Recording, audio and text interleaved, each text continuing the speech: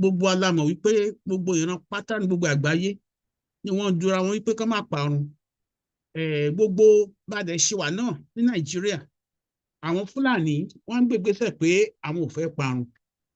Wọ́n wá gbogbo ọ̀nà láti rí wípé ọjọ́ iwájú wọn kò dohun ìgbàgbé. Àwọn brothers wa náà tán jẹ́ Ìgbò tàtẹ̀jọ́ wà as South Nigerians pé a wà ní odò Ọya ń bí, àwọn náà ń gbégbésẹ̀. Ṣùgbọ́n àwọn ọmọ káàárọ̀ oòjíire, ìgbésẹ̀ wo là ń gbé? À ń gbégbésẹ̀ ọ̀tẹ̀, à ń gbégbésẹ̀ tẹ̀mbẹ̀lẹ̀kun. Ọ̀tá dẹ̀ ń wọlé wá, à ń wò ó bẹ́ẹ̀ ni pé bí eré àlàbọ̀rùn kọ́ ó wá dẹ̀wò fún wa. Tọ́ lọ́wọ́lọ́wọ́ ń sìn níbo ni káyà sí? A dẹ̀ ń tẹnumọ́ wípé ìṣọ̀kan ilẹ̀ Yorùbá ó ṣe pàtàkì, òun ló lè jẹ́ káyọ kúrò nínú ewu tó wà lọ́wọ́lọ́wọ́ ń sìn. Ní ẹnu jẹ́nẹ́ta yìí là ń rí àwọn ìgbésẹ̀ tí àwọn Fúlàní terrorists tí wọ́n ń gbé, àwọn agbésùmọ̀mí, àwọn apanijayé, gbogbo àwọn tó jẹ́ pé ilé ayé tán wá ẹ̀jẹ̀ náà wá mu. Wọ́n wá ń fi àwọn ọmọ Yorùbá, wọ́n fi wá rúbọ káàkiri. Ṣé ó yẹ kó rí bẹ́ẹ̀ bí? Òun ló ṣe ni pé ní àṣálẹ́ yìí ẹ jẹ́ ká tó wá rán yín létí gbogbo bó ti ṣe ń lọ ní Kwara, gbogbo ìgbésẹ̀ tí àwọn Fúlàní ń gbé, àti pàápàá àwọn nǹkan lóríṣiríṣi tí à ń rí ní àyíká wa tí a dẹ̀ fúnra sí. Ṣé ó yẹ kó rí bẹ́ẹ̀ bí? Ẹ̀yin ọmọ káàárọ̀ oòjíire, ẹ jẹ́ ká bá inú wa sọ̀rọ̀, ẹ jẹ́ ká bá ẹ̀dọ̀fóró inú wa sọ̀rọ̀, ẹ jẹ́ ká gbọ́ ara wa níyànjú ká mọ̀ wípé ìfẹ́ nìkan ni àkójá gbogbo òfin. Ẹ jẹ́ ká fi ìfẹ́ ká fi bára wa lò, ẹ jẹ́ ká wà ní ìṣọ̀kan ká lè jagun nítorí pé wọ́n ní tèmi ó yàtọ̀ sí tiwantiwa. Wọ́n dẹ̀ sọ pé ilé ńkọ́ la ti ń kọ́ ẹ̀ṣọ́ lọ sóde. Wọ́n ní tí iná bá jó ọmọ ẹni tó bá jó ní ńkọ́, èèyàn kọ́kọ́ gbọ́ tara ẹ̀ kó tán gbọ́ tọmọ, nítorí pé gbà tí èèyàn bá rójú ráyè ìyẹn máa rántí nípò yẹ kéèyàn gbọ́n iná ara ọmọ. Ní agbára àṣẹ Ọlọ́run iná ọmọ ò ní jó wa o, iná àwa náà kò ní jó àwọn ọmọ ní agbára àṣẹ Ọlọ́run. À ní fira wa ṣe àwátì, a kí yín gidigidi gan ni. Ẹ bá wa kan fìdílé, ẹ fìdílé nǹkan ní àṣálẹ́ yìí. Àwọn fọ́nrán kan wà tá a fẹ́ fi hàn yín láti jẹ́ kẹ́ mọ̀ wípé àwọn ọmọ káàárọ̀ oòjíire inú ewu ńlá la wà. Kò dẹ̀ sí nǹkan tá a lè ṣe tí a bá wà ní ṣọ̀kan. Ogun tó wọlé wá yìí àti jagun yìí láti ṣẹ́gun ó máa nira díẹ̀. Kò ní nira fún wa torí pé májẹ̀mú Ọlọ́run ní Yorùbá, a máa dúró, ayé fẹ́ ayé kọ̀. A dẹ̀ máa sọ fẹ́ ìyẹn wa wípé ọ̀pọ̀lọpọ̀ àwọn ìgbésẹ̀ ń lọ ní abẹ́lẹ̀ nípa ọ̀nà tó lọ́ọ́ máa gbà fún wa láti lè jagun yìí láti ṣẹ́gun. Ṣùgbọ́n ibi níbo ló kù sí? Òun náà ni wípé ẹ jẹ́ ká fi mọ̀ ṣe ọ̀kan. Káwọn ọmọ káàárọ̀ oòjíire mọ̀ wípé a kì í ṣe ẹrú, ọmọ ọba ni wá. Mo bẹ̀ yín, ẹ jọ̀wọ́ ẹ má jẹ́ ká fi tẹ̀mbẹ̀lẹ̀kun àti ọ̀tẹ̀ ká fi jẹ́ kí àwọn ọ̀tá kan gbà wá ní ilẹ̀ kan wá pa wá run. Láti ọjọ́ wípé àwa náà ti rí nǹkan tó ń ṣẹlẹ̀. Wọ́n kó wa lẹ́rú lọ sí òkè òkun, wọ́n mú gbogbo nǹkan, wọ́n sọ di ìjà ogun fún wa. Oúnjẹ, títì, gbogbo nǹkan tó ń pè ní nǹkan ìkówójọ, infrastructural facilities, wọn ò bá develop ẹ̀. Kò sí iná, kò sómi, kò sí kankan. Kí gan la lè sọ pé a fi jẹ́ èèyàn gẹ́gẹ́ bí ọmọ Nàìjíríà? Torí ọ̀pọ̀lọpọ̀ wa àwọn orímọ̀ Nàìjíríà pé Nàìjíríà kí la fẹ́ tọ́ka sí pé nǹkan yìí Nàìjíríà tá a jẹ́ ń sọ yìí orúkọ ẹrú ni. Niger area, nígbà tí Flora Shaw tó jẹ́yàwó Lord Lugard nígbà tó sọ orúkọ ẹrú ni. Ká má ẹ̀ṣẹ̀ wá sọ nípa wípé amalgamation 1914 ó end ní 2014. Ṣé ti rí bí àwọn tó wá ń kó wa lẹ́rú wọ́n wá mú gbogbo ìrìn àjò ayé Yorùbá, wọ́n mú ilẹ̀ wa tó fẹ́ sọ di aṣálẹ̀ yìí. A lè bú wọn torí pé ó yẹ ká gba ẹ̀tọ́ wa nígbà tí gbogbo amalgamation nígbà tó expire, nígbà tí ó jẹ́ pé gbogbo àsìkò tí wọ́n sign ó ti kọjá lọ. Ṣùgbọ́n a sọ̀rọ̀, wọ́n dẹ̀ wá nírí wípé tọ́ gbogbo bí nǹkan ṣe ń lọ, àwọn wọ̀nyí wọn mẹ̀tọ́ wọn débi tí wọ́n gbà. Àwọn tó lágbára jù wá lọ wọ́n wọlé wá láti wá máa kó wa lẹ́rù. Gbogbo àwọn àlàyé yìí la fi ń ṣe fún alátẹ̀yìnwá. Kí ló wá ń ṣẹlẹ̀ lọ́wọ́lọ́wọ́ ń sìn ní Ìlọrin?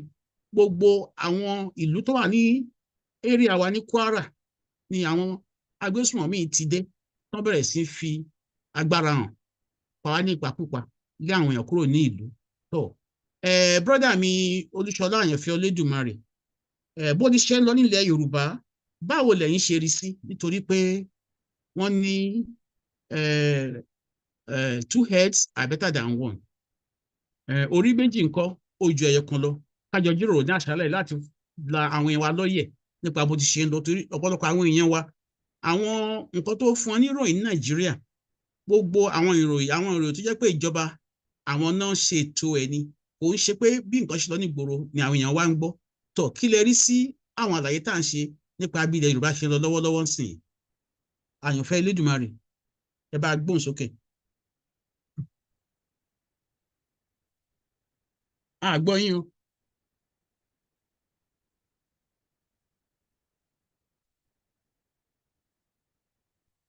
Mr. Olúṣọlá ṣe ń gbọ́ mi?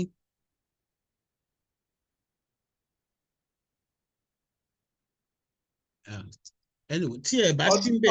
Audio wọn ò tí connect, ẹ máa sọ̀rọ̀ lọ. Ok, so gẹ́gẹ́ bí a ti ń ṣe lálàyé, inú ewu ńlá la wà gẹ́gẹ́ bí ọmọ káàárọ̀ oòjíire. Ewu tá a dẹ̀ wà nú ẹ̀ yìí, ó dàbẹ́ ni pé ọ̀pọ̀lọpọ̀ àwọn ọmọ káàárọ̀ oòjíire a ríran láti mọ àwọn ogun tó yí wa ká. A dẹ̀ ń ṣe àwọn àlàyé ọ̀rọ̀ yìí, ó dàbẹ́ ni pé eré là ń ṣe. Ó dùn àwa kan lọ́kàn láti mọ̀ wípé àwọn nǹkan tó ń bọ̀ yìí, nǹkan tó máa léwu ni. Gbogbo aládẹ̀ rí àwọn ìrìn àjò tá à ń rìn, bí ọ̀pọ̀lọpọ̀ àwọn agbésùmọ̀mí ìbọn ṣe ń wọnú wa, tán wọlé wá. Tó Olúwatósìn Masbi, TV director, gbogbo àlàyé tí mò ń ṣe, báwo ló ṣe rí bílẹ̀ Yorùbá ṣe ń lọ sí lọ́wọ́lọ́wọ́ ńsìn, pàápàá pẹ̀lú gbogbo bí wọ́n ti ṣe dé Ìlọrin, tó rà ti gbọ́ pé Sambisa míì wọ́n wá fẹ́ fi Ìlọrin ṣe láti wá ṣe kíni, láti wá máa tako àwọn nǹkan olóró sí ilẹ̀ Yorùbá, nítorí pé ogun àti pawárun ó ti wọlé wá, ethnic cleansing, báwọn kò tiẹ̀ gbàgbọ́, ó ti dé Ìlọrin sìn. Tósìn, bá a gbóhùn sókè. A kú dédé àsìkò yìí lẹ́ẹ̀kan sí èyí àti gbogbo adúgbò dájú mo kí gbogbo wa. Kò kí ń ṣe ìròyìn mọ́, kì í ṣe nǹkan tí gbogbo wa ò mọ̀. Níbi tí nǹkan délé nìyí, àyàfi ẹni tó bá jẹ́ ọmọ àlè Yorùbá tàbí ẹni tí ò bá ń ṣe ara wa ló máa sọ wípé kò sí genocide nílẹ̀ Yorùbá, ló máa ní nǹkan táwọn Fúlàní ṣe nílẹ̀ Yorùbá dáa. Tá a bá wò lọ wò bọ̀, ẹ rí i pé ohun tó ń ṣẹlẹ̀ nílẹ̀ Yorùbá nísìn is a deliberate act. Kò ń ṣe bí nǹkan tí ẹ wo àwọn attack tá à ń rí nílẹ̀ Yorùbá, they are all calculated attacks. Àwa Yorùbá a ní láti come together, ní àwọn ọmọ Oòduà ká àwọn ọmọ káàárọ̀ oòjíire, a ní láti sowọ́ wa pọ̀ báyìí lásìkò tá a wà yìí. Torí tá a bá sowọ́ àìrèpọ̀ méjì níjọ méjì níyà.